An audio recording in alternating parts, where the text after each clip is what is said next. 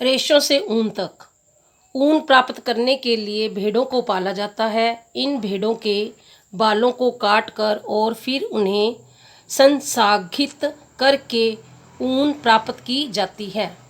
आइए हम इस प्रक्रिया के बारे में और अधिक जानकारी प्राप्त करें। भेड़ पालन और प्रजनन।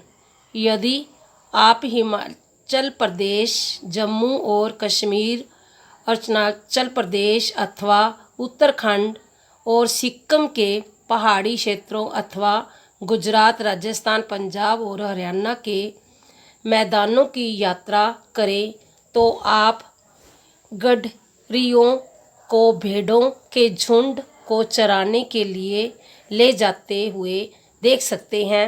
भेड़ शाकाहारी जीव होती है और ये घास और पत्तियां पसंद करती है। भेड़ पालने वाले उन्हें हरे चारे के अतिरिक्त मक्का, दालें, ज्वार, खली के बीज में से तेल निकाल लेने के बाद बचा पदार्थ और खनिज भी खिलाते हैं। सर्दियों में भेड़ों को घरों के अंदर रखा जाता है और उन्हें अनाज, पत्तियां और सूखा चारा खिलाया जाता है। हमारे देश के अनेक भागों में भेड़ों को ऊन प्राप्त करने के लिए पाला जाता है। कि पहले बताया गया कि इन भेड़ों को वर्णनात्मक प्रजनन द्वारा उत्पन्न किया जाता है, जिनमें एक जनक किसी अच्छी नस्ल की भेड़ होती है। जब पाली गई भेड़ के शरीर पर बालों की घनी वृद्धि हो जाती है तो ऊन प्राप्त करने के लिए उनके बालों को काट लिया जाता है। रेशों को ऊन से संसाधित करना।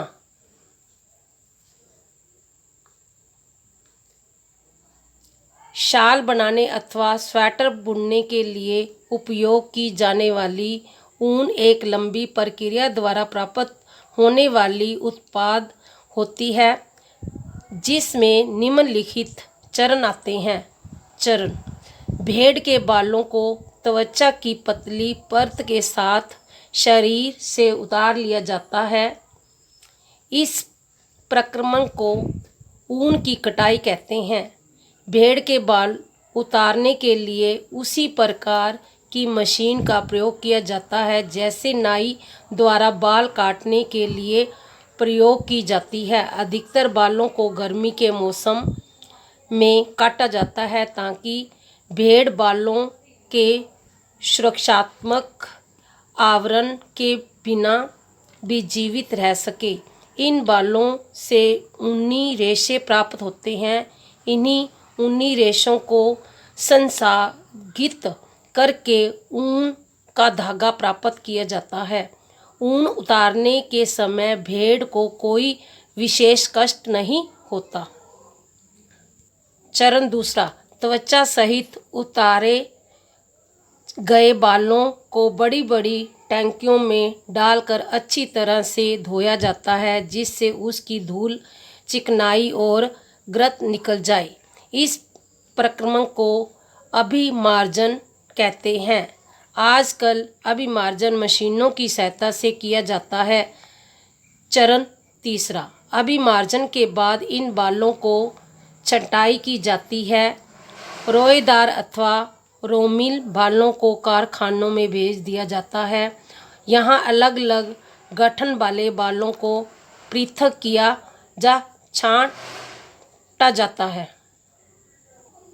चरण चौथा: बालों में से छोटे छोटे फूले हुए व कोमल रेशों को छांट लिया जाता है, जिन्हें बर कहते हैं। ये वही बर होते हैं जो कभी कभी आपके स्वेटर पर इकट्ठा हो जाते हैं।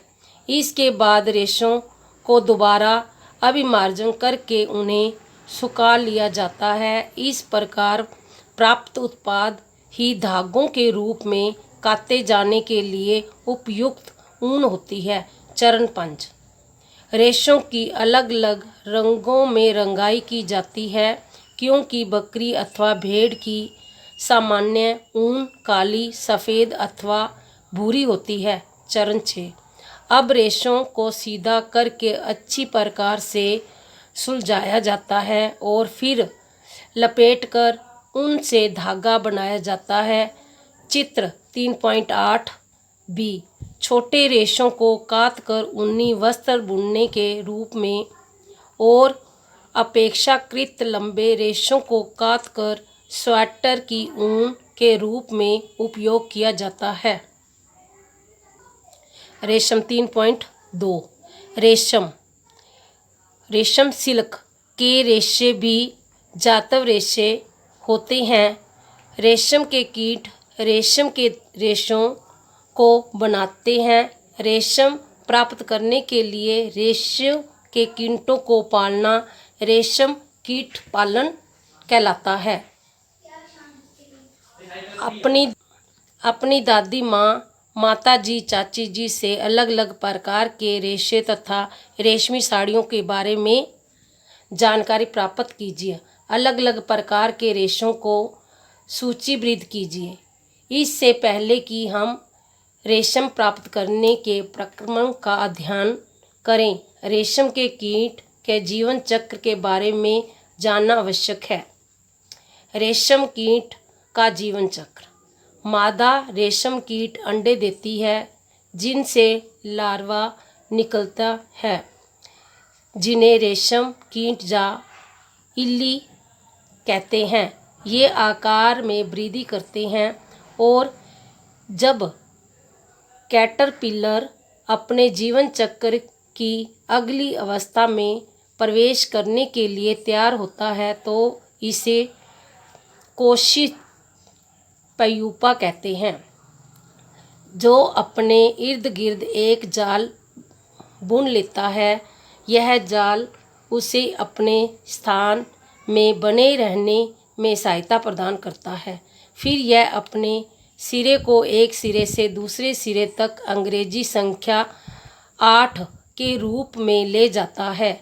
सिर की इस गति के दौरान कैटरपिलर पतले तार प्रोटीन से बना एक पदार्थ सक्रिय करता है, जो कठोर होकर सूखकर रेशम के रेशे का निर्माण करता है।